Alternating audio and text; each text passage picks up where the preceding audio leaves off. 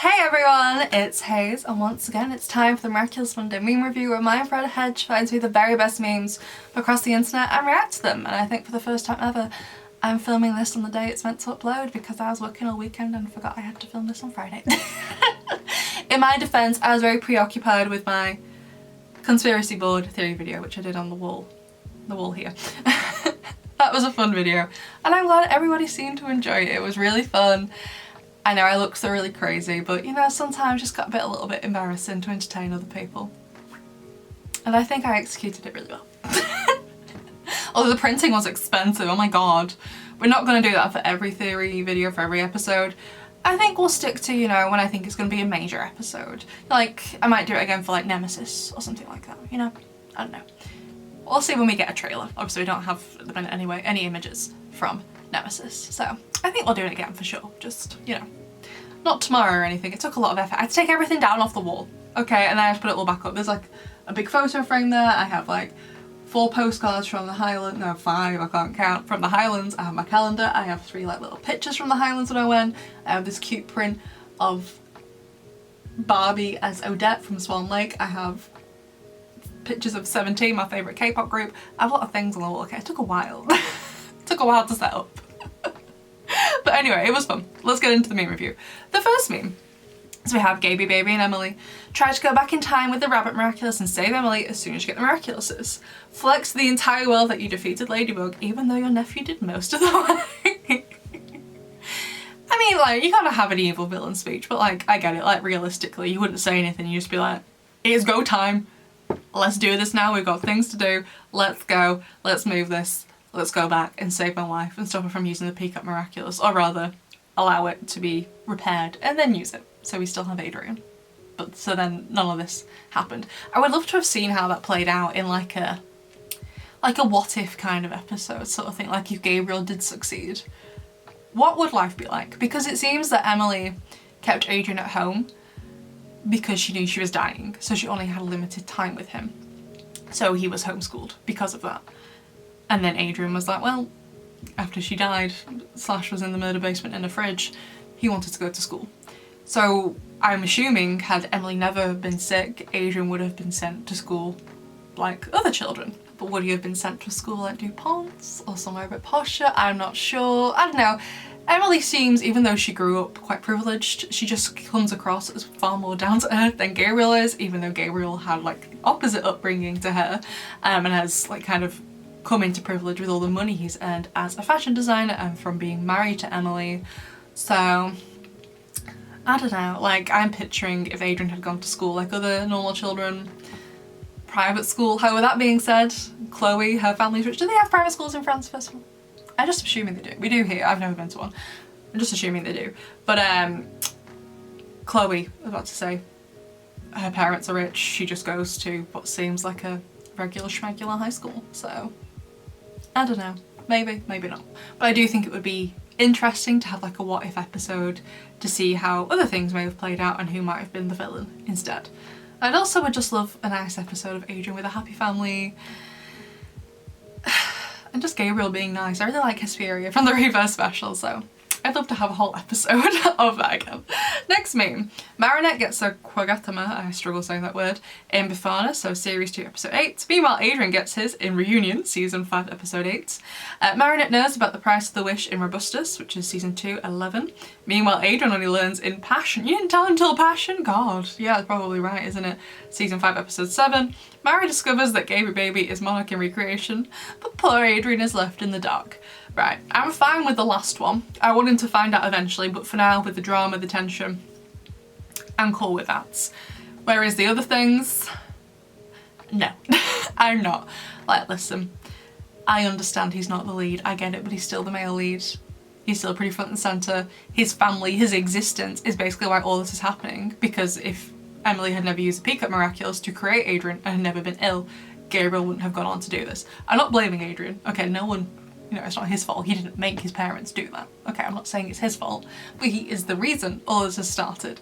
So whilst I don't necessarily think he should be the main character, because I know there's like this lot of discourse online that Adrien should be the lead, and don't get me wrong, I love Adrien. However, Adrien being the main character with the show as it stands now would automatically bump the age rating up so much more.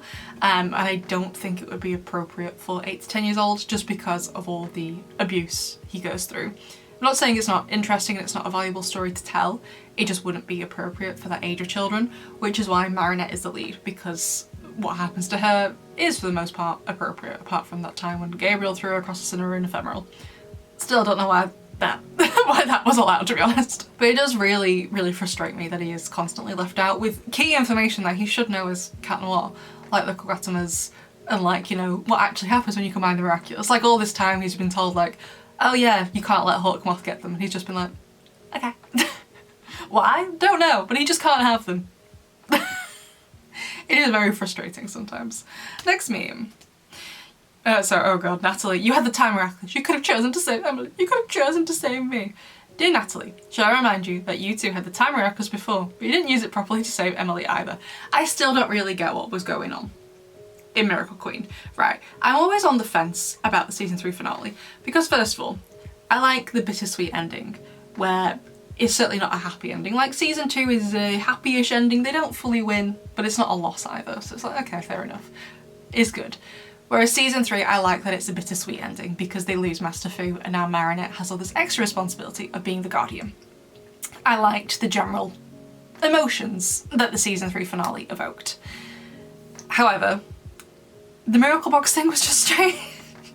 Like you had them all, and Chloe I think takes all of them out to oh god, it's been a while since I've seen Miracle Queen. So you could have taken it then, because I know the Miracle Box does eventually transform into Marinette's Miracle Box when Master Fu rescinds it. And at that point everything seems protected in there and no one could get in.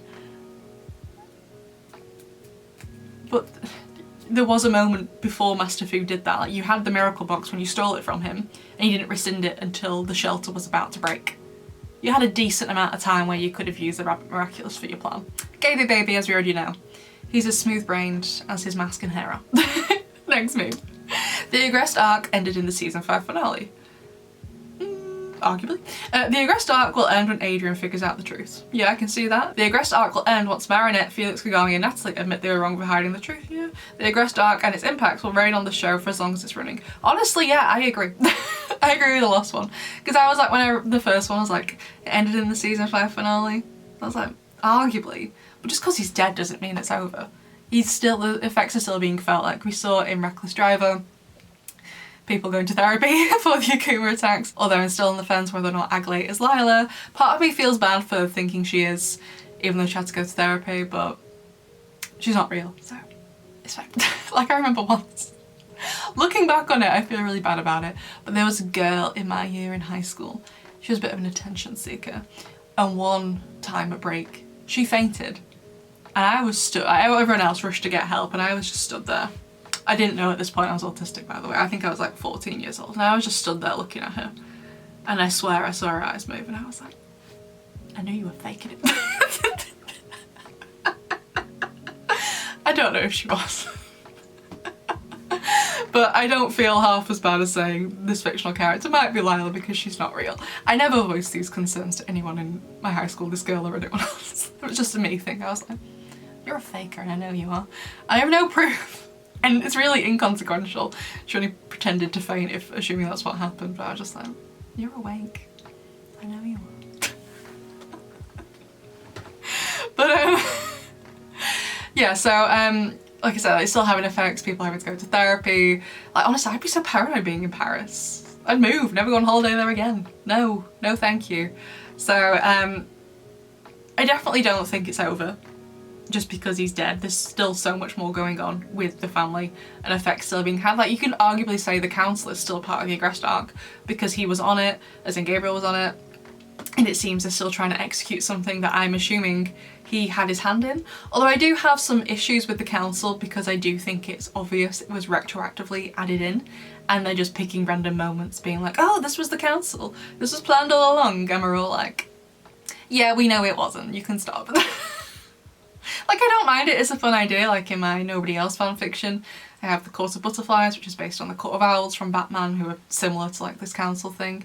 But I think like everyone who watched it is like, yeah, we know this never existed, but Nice try. Next meme.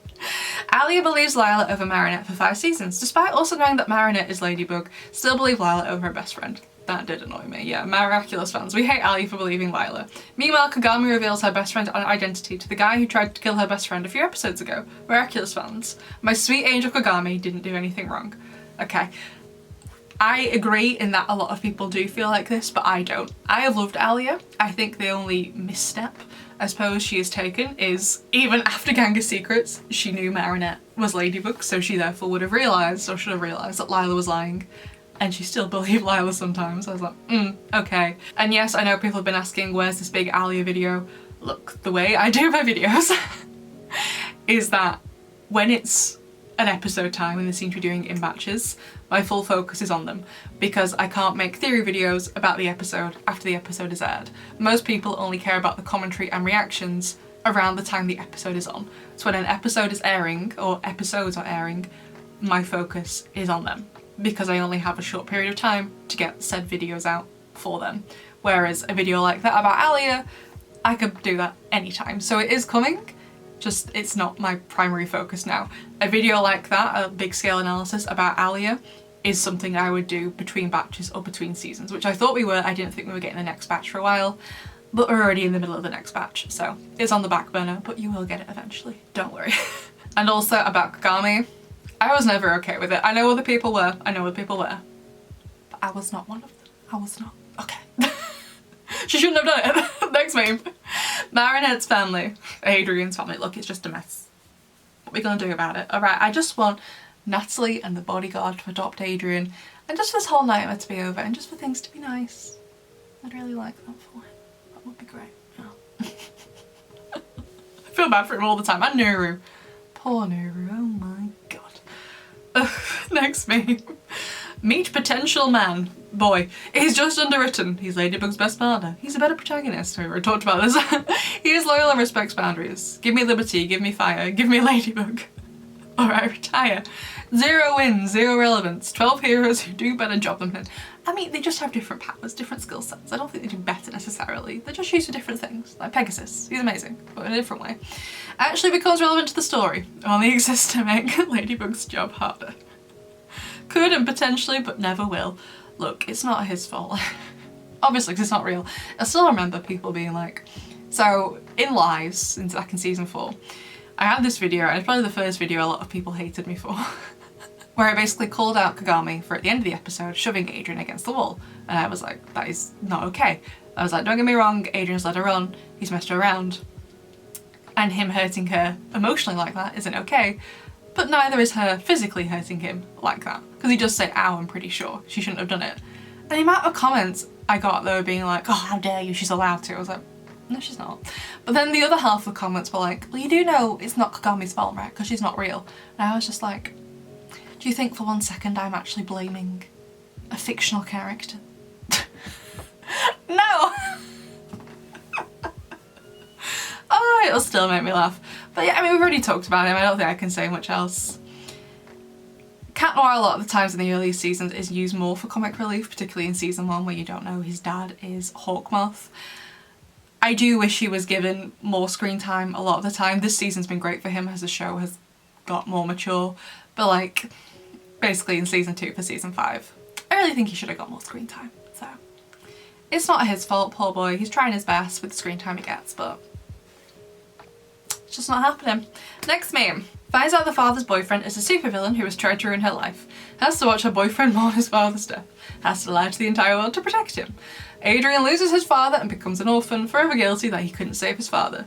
Gabriel didn't get the happy ending with Emily, wasted his life abusing his son instead of loving him. One day the truth will be revealed and he'll be exposed as a fraud to the entire world. And then of course we have Felix. His #1 enemy, Gabriel, is defeated and gone forever. Got a girlfriend like Kagami. Finally he is free and has control over himself, invited to the Miraculous team and forgiven by everyone else despite all his crimes against humanity. This is why I have such problems with Felix. Don't get me wrong, he's an interesting character, and I am thankful that the writers allow him to move the plot along, since neither Marinette nor Adrien are allowed to do that, which is really frustrating as well. But it's just like, everything he's done is honestly abhorrent from seasons 3, 4 and 5. But it's okay for him to do. But when Chloe, who is also being abused, goes through the same things and does the same things, it's like, no.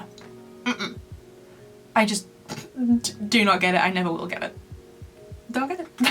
So the final meme of the meme review is the meme reviewer's submission meme, where you send in your memes to my Discord server. It has to be a meme you have made, not one you've just seen. We have a different channel for that. You submit it and everyone votes on it. There's more instructions on the screen, but the Discord server is linked down below. And if you don't have memes to submit, you should totally join in because it's fun and I'm there most nights. Unless I'm ill or my train home from work was severely delayed like it was the other night. I didn't get home till 7:30. I was tired. Anyway, this month's winner is Cool Yoshi, the Supreme, the fan in the moment the Heart Fixer trailer dropped. So it's Lady Chaos as Woody. I don't want to play with you anymore. I just think we as a fandom have done this with the titles. It seemed between Lady Chaos and Heart Fixer, and also not just Lady Chaos and Heart Fixer, the rest of the episodes this season, that one was obviously gonna be Marinette or someone else important. And it's just Felix's mum. Which I'm sure is going to be fun. I'm looking forward to it. Don't get me wrong, but like, it's not Marinette. And Heart Fixer seems like it is going to be Marinette, so let's go! So that was it for this month's meme review. Of course, I'd love to know what your favourite meme was, and I will see you in the next one. Bye!